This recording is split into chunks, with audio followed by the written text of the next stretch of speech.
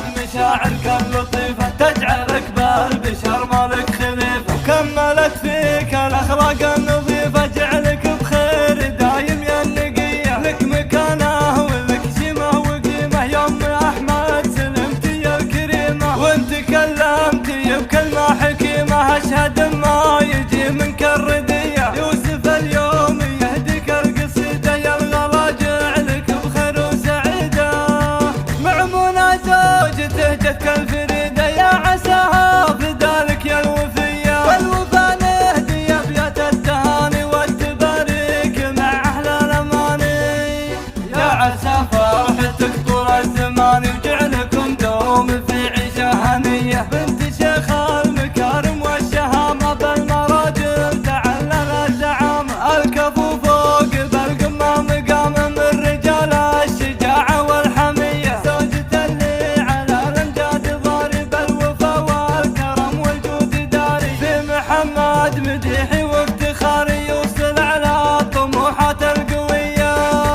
والبناتك جمال الوصف كله يا ما شاء الله عليهن يا ما شاء الله، فيهن زين من ربي جبلة معرفتهم من الله لي هدية،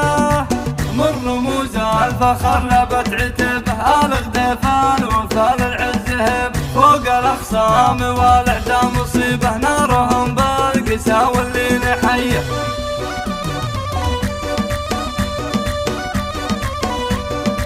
ما تزين القصايد والمعاني غير باللي غلاها شي ثاني، درة من عريبة المجاني يا أم أحمد لها مني تحية، اقبلي يا أم أحمد وانت يلي كأنك البدر في الجو متعلي، كل من شافك بزولك يهلي طيب قلبك حشا ما فيه زيه، ربة الزين والذوق المثالي منبع الجود ما فيها جداري، واعتليتي على العرش الجمالي يفتخر فيك وارفع لك يدي،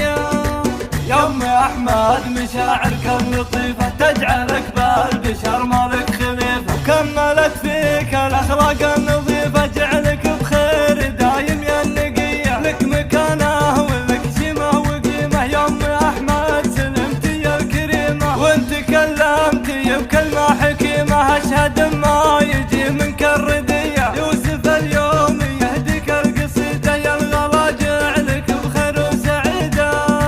مع منى زوجته جتك الفريدة يا عساها فدالك يا الوفية، والوفا نهدي أبيات التهاني والتباريك مع أهل الأماني، يا عسى فرحتك طول الزمان وجعلكم دوم في عيشة هنية، بنت شيخ المكارم والشهامة بالمراجل تعلل الزعامة، الكفو فوق بالقمة مقام من رجال الشجاعة والحمية، زوجة اللي على الامجاد ضارب الوفا والكرم والجود داري، في محمد مديحي وافتخاري يوصل على الطموحات القوية،